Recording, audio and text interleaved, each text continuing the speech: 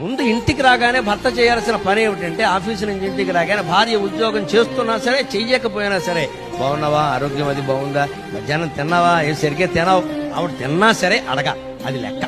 ముందు పలకరింపు ఇక్కడ. ఆఫీసులో మన గొప్పలు చెప్పుకోవడం కాదు. ఇక్కడ మనస్సుకైన బాధ కూడా ఒక్కోసారి చెప్పడం. అలా ఎందుకున్నావు అని అడగచ్చు కదా. అడగరు, ఊరికి కూర్చోబెట్టి వెళ్ళిపోవడమే.